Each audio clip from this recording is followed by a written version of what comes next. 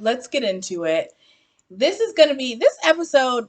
I feel like let's just start with the tea. Everyone is saying that season 2 of Buzz.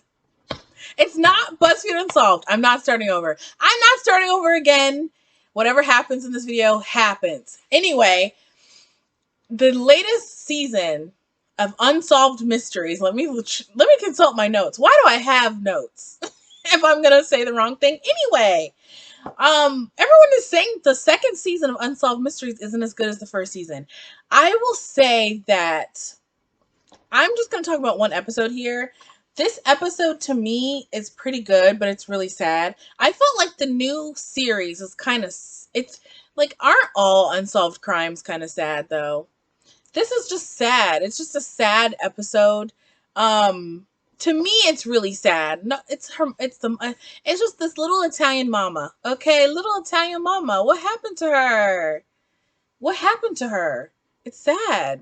I mean, to me, it's Unsolved Mysteries is kind of like they're not as unsolved as you think. You know what I mean? Like, it's not as mysterious. Okay, I have it pretty much solved. I think you and I, when we watch these episodes, we're going to put 2 and 2 together and be like, that kind of seems like the guy right there that they interviewed. That guy seems like he did it. It seems pretty solved. It doesn't seem mysterious. And I think that's what people are saying. Like, they're just sad. It's like, it's not unsolved mysteries. It's just uncharged crimes. That's what it really is. It's not unsolved mysteries. It's just unsolved crimes. It's like, you could have charged that guy, but you decided you didn't have enough evidence and you decided you weren't going to go against that guy. And we're going to get into that guy in a second. But let's start off with this little Italian mama. Okay. So the mom goes missing one night, okay? And the police say that she walked into the water, the freezing cold water, and committed suicide. It's just not believable. I mean, let's just start. This is going to be full spoilers. Let's just call it what it is. And they're going to say she walked into the water. It's middle of winter. I think it's like February, middle of winter. And they're saying that she just walked into the water. I'm just like, I'm sorry. Is she Helen of Troy? Who commits suicide by just walking into water? Who does that? No, suicide. Who does that? Like, no, genuinely, who does that? Who walks into water? Like, if someone is gonna commit suicide in water, usually they jump, right? They jump, and then like the impact messes them up, and they go down, and it's like that. In order to walk into freezing cold water and drown yourself, first of all, she had to teeter down, not fall, not hit her head. She didn't leave any blood, no splatter, no clothing pieces, nothing. She walked over this crazy embankment, and if you watch the episode, it goes into great detail about how there's different layers. There's like grass, then ice, then an incline, and then there's like this little shallow pool that she has to like then step in and then climb over and then climb over another little wall and then get into the. It's just not believable. People would have seen her splashing around acting a fool down there in the water. I'm so sorry, but they would have seen her. That's one thing. But the next thing is, like I said, who is she Helen of Troy? Who walks into water to commit suicide? Not jumps, walks and just like falls into still water. Helen of Troy threw herself into the ocean, into the raging ocean. Like, am I saying the right woman, Helen of Troy? Y'all correct me in the comments. Please correct me in the comments. If you don't know even what I'm talking about, also comment below. But like, so there's all this evidence left behind. Her purse was ripped, but they're like, it wasn't ripped on a buckle or a strap. So that doesn't mean anything. Really? Is that what we're saying? That a brand new purse with a giant rip in it, it's not on a buckle or a strap. That's not real. It had these ruffly flaps over the side. And it's just one of the flaps was just completely ripped almost off. It's like, come on, dude. There's all this evidence. Her keys, okay, this is the thing that struck me, and people didn't really talk about it that much. Her keys were zipped into her pocket.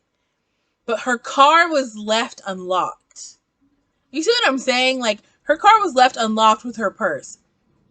Why would, it doesn't make any sense. Like, this suicide doesn't make any sense.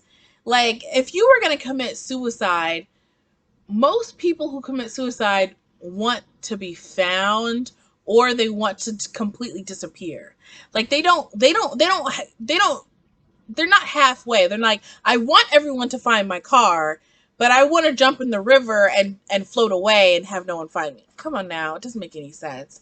And then the fact that she had to float in still water, in still icy water. They searched the whole area. Anyway, so there's all this evidence. Let's just get into the theories, because there's so much evidence. There's so many details that just lead to she did not kill herself. Police, and this is what got me. This is what's getting me a lot in a lot of these episodes and a lot of these true crime series, is that the police almost want it to be obvious before they do anything. And it's kind of bothering me. I feel like in 2020, where we're talking about police brutality and defund the police, I feel like it's like, are we getting our money's worth? Because when we watch all these true crime episodes, so many times they're just like, I had to fight tooth and nail with the police. They wouldn't do anything. They wouldn't do anything. They wouldn't do anything. So I'm just like, we're really not getting our money's worth here. Like, that's why people are saying defund y'all. That's why people are saying that. Because every time there's a missing case, it's like, okay, well, the leads have dried up. It's like, did you try? How, you know, it'll be cases where people are like, we know that so-and-so in the town probably did this, but they won't charge them. And then the police will be like, there's just not enough evidence. It's like, do you just want a smoking gun in every case? Like, girl, it's aggravating. Let's just bring that in. Anyway, the police dismissed every piece of evidence. But why? So let's go down the list of people that the daughter thinks did it. She said, it might be my father. He has issues. They had a lot of fights. I don't know. It may not be him. There's nothing really implicating him other than the fact that he and the mom were divorced. So he's kind of like low on the list. Was it the uncle? It's not that she thought the uncle really did it. She thought that the uncle owed a lot of people money, and they thought, oh, it was someone having to do with the uncle who was trying to get at the uncle, and so they did this to the mom, did this to his sister. So I don't know. It could be him. But what I personally think, and the theory that makes the most sense when you watch, is that the mom's cousin, who is Tim Matuk, the Matuks. John Matuk is her, the uncle / her brother. So the mom's cousin, Tim Matuk, the whole family was fighting over this inheritance, and they were supposed to spread this inheritance between several of them. And Tim Matuk and the mom literally had a screaming fight on the phone a couple weeks before this went down. And then there's all this familial strife, okay? And this is going to be a really short little clip.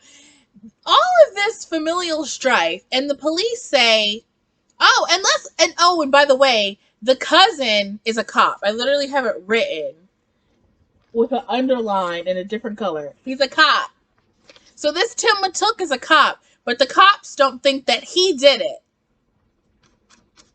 They think it's suicide. Their prime suspect is another cop. Do I have to say anything else? I don't think I do. So the cops are very into the suicide theory, and they're saying, well, there's so much family strife, and that stress could have caused her to commit suicide. That's so interesting, that the family strife was worth it to her to commit suicide, but the family strife wasn't worth it to the uncle to kill her. Interesting how you've made that conclusion. Yeah, I mean it's open and shut. And if a lot of the episodes are gonna be like this, that's it. That's my all my notes on that. If a lot of the episodes are gonna be like this, where it's kind of like uncharged crimes, not really an unsolved mystery, I get why people are saying that this series is not as good as the last one. Because the last one is like there's a lot of open ended stuff. Like the man who jumped off the or was thrown off the roof. It was in LA or San Francisco, I forget which one. That one is a real mystery because you're like, that's so weird. There's so many weird things coinciding and it's strange. But this is kind of like, it seems like we know either it's one of a couple people. It's not very mysterious, but it is a really sad thing. This little Italian mama, her kids miss her so bad. You see it in the daughter. You see how she's kind of like, I'm the oldest sister, I have to be the strong one. You can see that, and you can just see it in her face. I'm really close to my oldest sister, and I just feel like you can just see it in her face that she has that kind of oldest child burden. Yeah, it's tough stuff. I mean, it is sad. And people were commenting. I remember I saw Peter Mon was talking about episode one, and people in the comments, I talk about Peter Mon a lot, but people in the comments were basically like, I'm watching because these are people's family stories. And I'm not here just for the sensational stories. I get that. But I also get that there's not a lot of mystery in it. It's we basically know what this is. We basically are just looking at a miscarriage of justice. We're just people are just like, we're done with the case. So that's the whole spiel. Bye bye. Long